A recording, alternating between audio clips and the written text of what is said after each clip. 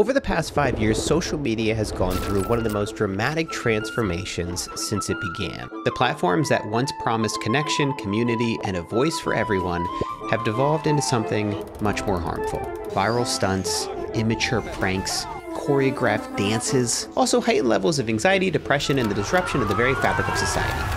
I want to explore why social media has gotten so much worse recently, and the quiet but growing rebellion against it that has the very architects of the system on edge. This video is sponsored by Headspace. More about them later.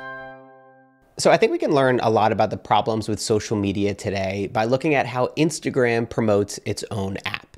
If you go to the login page, it says, sign up to see photos and videos from your friends. What a load of shit. Anyone that uses Instagram knows this just isn't true, and is far from the content machine it's become. But it does give us a clue into the challenges this company and every social media platform is facing today, and why the distance is growing between what people want and what they're getting. Jack Conte, the co-founder and CEO of Patreon, has spent years thinking about the economics of the internet and has seen from the front lines just how drastically social media has changed since it was first introduced. Jack, thank you so much for being here. Question number one, what the happened to Instagram? Oh man, I love that question. Okay. Here's what happened. Web 2 sort of emerged in like 2005. Web 2 companies were like Instagram, Facebook, YouTube. The amazing thing about Web 2 was you could like subscribe to a creator. You could follow them, and then you would see the rest of their work as it came to you in the future. This was a new thing. Before Web 2, the internet was mostly read-only. Like you log in via AOL or something and you like can just like read the news. But the amazing thing about Web 2 was for the first time like people could upload, they could share, they could like broadcast their ideas. And the most profound piece of internet architecture came out of that time. Was this thing called the follow. As Jack explained it, the follow gave you the power. You decided who you liked, who you wanted to hear from, and who you wanted to fill your feed. It felt like your corner of the internet, a personalized space built around real connections and genuine interests. I only subscribe to people and watch videos that make me happy, inspire me, make me feel positive, uplift me. But that version of social media didn't last. The idealistic vision was great for users, but not for investors. Once these platforms went public, they faced a new challenge. How do you turn connection into profit? We all know what happened next. Social platforms started to run ads, and ads made them a lot of money. So they scaled the model. Grow larger, show more ads. Get more users, show more ads. Hold users' attention for longer, show more ads. Get more data on who your customer is, their hopes, fears, and dreams. Sell more expensive ads. The customer of Facebook is the advertiser. And what the advertiser wants from consumers is attention. And what Facebook has built is a machine that converts attention into revenue. That is the Facebook machine. Everything about the financial system is set up to hold Facebook accountable for revenue growth. What that does is it aims the entire financial system, hundreds of years of financial infrastructure. It aims that entire system of accountability and discipline at sucking attention away from humanity. That's the problem. That is the problem. You say these things like they are my fault, and yet they are not. Well, you did create a platform with a monetary incentive for people to spread misinformation. Bo Burnham recently summed it up well. Tech companies aren't satisfied with just a piece of your time. They want it all. They are now trying to colonize every minute of your life. That is what these people are trying to do. Every single free moment you have is a moment you could be looking at your phone and they could be gathering information to target ads at you. That's what's happening. When the biggest tech companies in the world are competing for your attention, they'll design features that exploit every human vulnerability they can find. Even the smallest change can have a really big impact, like infinite scroll. No, not a never-ending pastry, something much more nefarious. Before this feature existed, websites had pages, natural breaks that let you decide whether to keep going or to stop. In 2006, interface designer Asa Raskin came up with an idea to replace those breaks with a never-ending feed. What seemed like a small improvement quickly became one of the most influential changes in how we use the internet today. Without a stopping point and an endless stream of content, this simple feature can quietly steal hundreds of hours from your life every year. Asa himself says he regrets creating it. I was blind to how it was going to get picked up and used not for people, but against people. And this was actually a huge lesson for me, that me sitting here optimizing an interface for one individual is sort of like, that was morally good. But being blind to how it was going to be used globally was sort of globally amoral at best, or maybe even a little immoral. In a world where apps rise and fall overnight, the social media giants have learned to move fast or risk becoming the next MySpace. When a feature works on one platform, it doesn't stay there for long. It's copied, repackaged, and rolled out everywhere. We've seen this happen with pretty much every fast-growing app, from Snapchat to BeReal, and of course, TikTok. TikTok explodes in popularity. It's surging in popularity here in the U.S. 15-year-old Charlie D'Amelio's new favorite pastime is making up dance moves for the social media app TikTok. This group of 20 talented content creators is part of a growing trend of young social media stars snapping up big real estate so they can physically be together to make videos 24/7. We're definitely like the two most hated.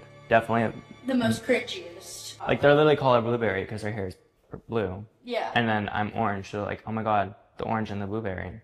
What has happened over the last 5 years is really profound. TikTok came onto the scene, and TikTok's major innovation, I think people think, oh, TikTok is vertical first short form video.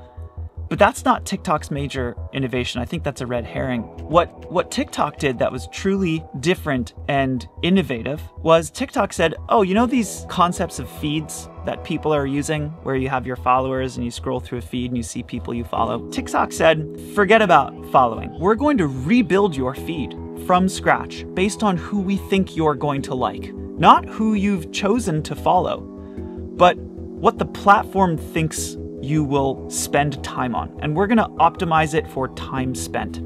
While TikTok didn't invent the algorithmic feed, they did crack the code on virality. For years, your feed was shaped by who you chose to follow. TikTok removed that control entirely, replacing it with a feed that didn't care about your social graph. Instead, every scroll was another data point, teaching the algorithm exactly what you would keep watching. The most successful video I have right now is like at 68 million views right now. I'm sorry, 68 million views? Yeah, it's just me like turning into like a monster.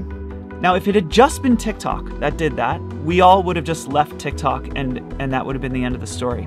But the thing is, it worked. And by it worked, I mean TikTok built a very addictive consumer experience that people couldn't tear themselves out of. And so traffic sort of siphoned off of Instagram and Facebook and all the other social apps and onto TikTok. And all the other social apps saw this and felt pressure to get traffic back.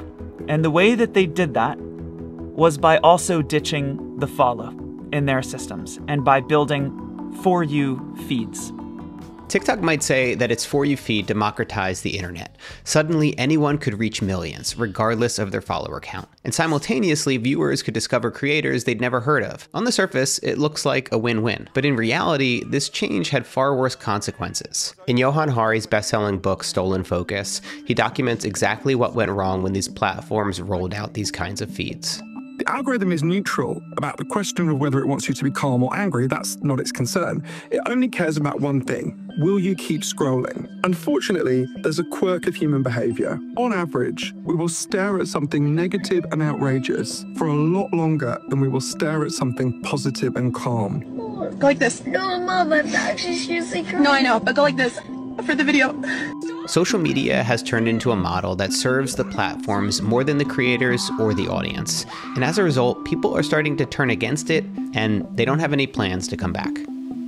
So for me, when it comes to incorporating technology into my life, it's not about getting off the grid and living in a cave. It's about finding balance. I want technology to add value to my life, to help me find purpose, meaning, get clarity, and help quiet those late night thoughts about the rise of fascism, the collapse of the global economy, and the possibility that this country might be run by lizard people. That's where my sponsor, Headspace, comes in. It's the everyday mental health app designed to reduce stress, improve sleep, and boost happiness. And right now, you can get it for free for 60 days by using my unique link. That's headspace.com/Matt D'Avella.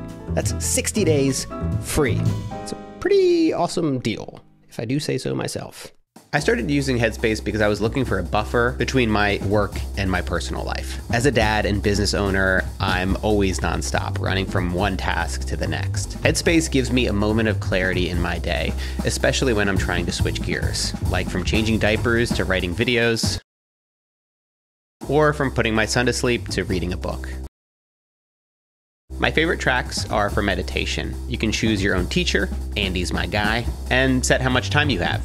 Even just 5 minutes can change my whole mood after a long day. They've also got tracks to help you sleep better and for focus. Perfect for studying, working, or making a YouTube video about how Mark Zuckerberg might be a lizard. Sorry, that's right. I told Headspace I wouldn't call Mark Zuckerberg a lizard in this video. He's totally a lizard. Go to headspace.com/Matt D'Avella or click the link in the description below this video to get your 60-day free trial of Headspace today. Seriously, go do that now. Like, you would be an idiot not to take that deal. An idiot. Probably shouldn't call you guys idiots. It's not good form. It's really easy to romanticize the past. Social media was never this perfect beacon of civilization. Early on, it gave us internet stalking, endless cringe, and yeah, a couple beheading videos. But it's gotten objectively worse.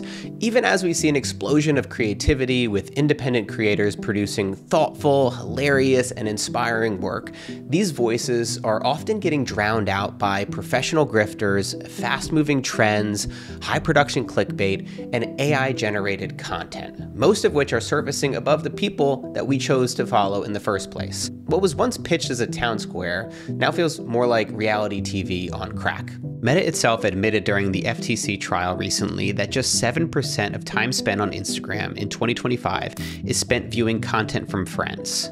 I think social media has become less social. Like, it's more about just consuming this kind of highly commodified content. And it's more about lifestyle aspiration, things that you are moving toward in your own life, not just like what's going on around you and how are you relating to your friends and family. I mean, to me, that kind of removes the purpose of social media. This trend of pushing viral content over personal connections has led to more profit in the short term, but there's a huge problem. Even though the usage numbers are still high, public sentiment is turning against TikTok and Instagram. People are starting to hate it. I've been in a few dark places in my life, and a lot of it was influenced by social comparison of social media. I was getting to the point with social media where I felt completely detached from reality. I was more irritated with my daughter. I was comparing my marriage to other people's marriage. I felt more insecure about my face, my hair, my body. According to a recent poll, 2/3 of 16 to 24-year-olds think social media does more harm than good. Plus, half think that they spent too much time on it when they were younger.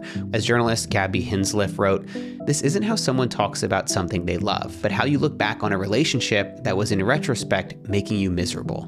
There's a fundamental mismatch between the way our brains are wired and this behavior of exposing yourself to stimuli with intermittent rewards throughout all of your waking hours. So it's one thing to spend a couple hours at the slot machine in Las Vegas, but if you bring a slot machine with you and you pull that handle all day long from when you wake up to when you go to bed, we're not wired from it.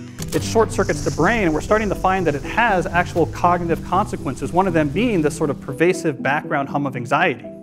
I don't understand how the current model even works. Like, it doesn't make sense to me because I speak to very few people that say, oh, I love Instagram. Oh, it's a joy. I open up Instagram every day and just like, it's a blast scrolling through. How does this all work? Like, why are people using these platforms if they're making them miserable?